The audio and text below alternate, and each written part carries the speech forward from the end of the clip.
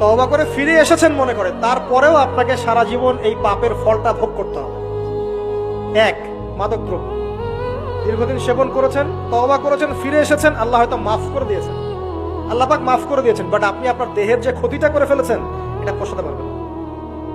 এক নাম্বার। দুই, তখন আপনি যদি বিয়ে করেন আপনি স্ত্রীকে সন্তুষ্ট করতে পারবেন না। হ্যাঁ।